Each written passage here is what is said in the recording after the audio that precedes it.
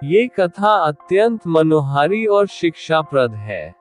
ये दिखाती है कि भगवानों के अंतर्यामी स्वरूप में कोई भेद नहीं होता और प्रेम का समुद्र सभी को एक साथ जोड़ देता है। धर्म के विभिन्न पथों का सम्मान करना और एक दूसरे के साथ सहयोग करना अत्यंत महत्वपूर्ण है। एक बार भगवान नारायण वैकुंठ लोक में सोए हुए थे। उन्होंने स्वप्न में देखा कि करोड़ों चंद्रमाओं की कांति वाले, त्रिशूल डमरूधारी, स्वर्णाभरण भूषित, सुरेंद्र वंदित, सिद्धि सेवित त्रिलोचन भगवान शिव प्रेम और आनंदातिरेक से उन्मत्त होकर उनके सामने नृत्य कर रहे हैं। उन्हें देखकर भगवान विष्णु हर्ष से गदगद हो उठे और अचानक उठकर बैठ गए। कुछ देर तक ध्यानस्थ बैठे रहे। उन्हें इस प्रकार बैठे देखकर श्री लक्ष्मी जी पूछने लगी, बैकवर्ड भगवान, आपके इस प्रकार अचानक निद्रा से उठकर बैठने का क्या कारण है? भगवान ने कुछ देर तक उनके इस प्रश्न का कोई उत्तर नहीं दिया और आनंद में निमग्न हुए चुपचाप बैठे रहे। कुछ देर बाद हर्षित होते हुए बोले, बैकवर्ड देवी, मैंने अभी स्वप्न में भगवान श्री महेश्वर का दर्शन किया है। उनकी छवि ऐसी अपूर्व आनंदमय एवं मनोहर थी कि देखते ही बनती थी। मालूम होता है शंकर ने मुझे स्मरण किया है। अहो भाग्य, चलो कैलाश में चलकर हम लोग महादेव के दर्शन करें। ऐसा विचार कर दोनों कैलाश की ओर चल दिए। भगवान शिव के दर्शन के लिए कैलाश मार्ग पर आधी दूर गए होंगे कि देखते हैं भगवान शंकर स्वयं गिरिजा के साथ उनकी ओर चले आ रहे हैं। अब भगवान के आनंद का तो ठिकाना ही नहीं रहा। मानो घर बैठे निधि मिल गई। पास आते ही दोनों परस्पर बड़े प्रेम से मिले।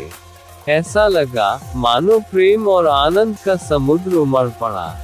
एक दूसरे को देखकर दोनों के नेत्रों से आनंदाश्रु बहने लगे और शरीर पुलकायमान हो गया। दोनों ही एक दूसरे से लिपटे हुए कुछ देर मुकव्वत खड़े रहे। प्रश्नोत्तर होने पर मालूम हुआ कि शंकर जी को भी रात्रि में इसी प्रकार का स्वप्न हुआ कि मानो विष्णु भगवान को वे उसी रूप में देख रहे हैं, जिस रूप में अब उनके सामने खड़े थे। दोनों के स्वप्न के वृतांत से अवगत होने के बाद दोनों एक दूसरे को अपने निवास ले जाने का आग्रह करने लगे। नारायण ने कहा कि वैकुंठ चलो और भोलेनाथ कहने लगे कि कैलाश की ओर प्रस्थान किया जाए। दोनों के आग्रह में इतना अलौकिक प्रेम था कि यह निर्णय करना कठिन हो गया कि कहाँ चला जाए। इतने में ही क्या देखते हैं कि वीणा बजाते, हरिगुण गाते नारद जी कहीं से आ निकले। बस फिर क्या था, लगे दोनों उनसे निर्णय कराने की कहाँ चला जाए। बेचारे नारद जी तो स्वयं परेशान थे उस अलौकिक मिलन को देखकर। वे तो स्वयं अपनी सुध बुध भूल गए और लगे मस्त होकर दोनों का गुणगान करने। अब निर्णय कौन करे? अंत में ये तय हुआ कि भगवती उमा जो कह दें वही ठीक है। भगवती उमा पहले तो कुछ देर चुप रही।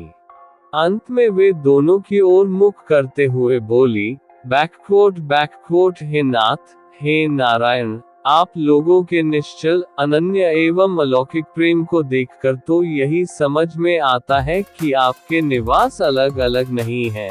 जो कैलाश है वही वैकुंठ है और जो वैकुंठ है वही कैलाश है, केवल नाम में ही भेद है।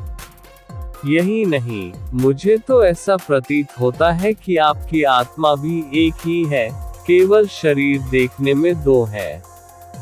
और मुझे तो स्पष्ट लग रहा है कि आपकी भार्याएं भी एक ही है। जो मैं हूँ वही लक्ष्मी है और जो लक्ष्मी है वही मैं हूँ।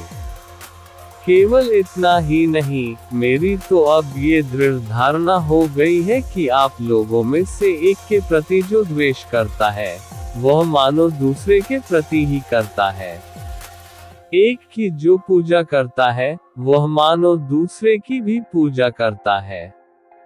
मैं तो तय समझती हूँ कि आप दोनों में जो भेद मानता है, उसका चिरकाल तक घोर पतन होता है।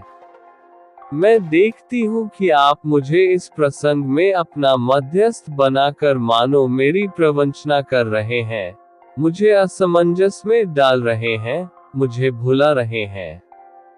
अब मेरी यह प्रार्थना है कि आप लोग दोनों ही अपने अपने लोक को पधारिए।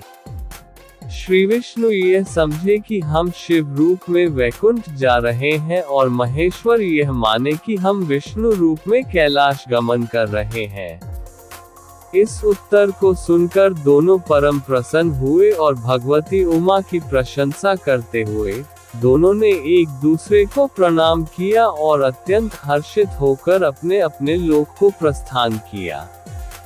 लौटकर जब श्री विष्णु वैकुंठ पहुँचे तो श्री लक्ष्मी जी ने उनसे प्रश्न किया, बैकवोट हे प्रभु, आपको सबसे अधिक प्रिय कौन है?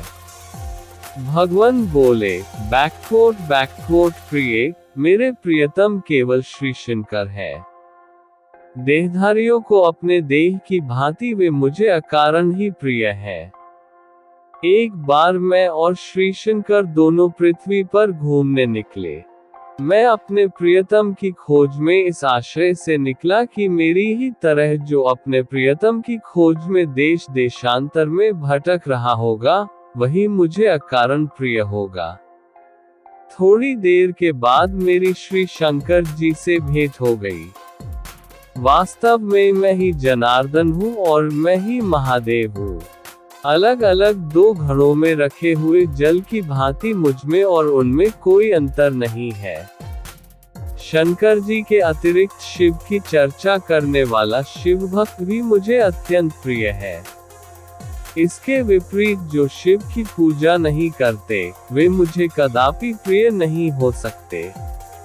इस तरह जो शिव की पूजा करता है वह वैकुंठवासी विष्णु को भी स्वीकार है और जो श्री विष्णु की वंदना करता है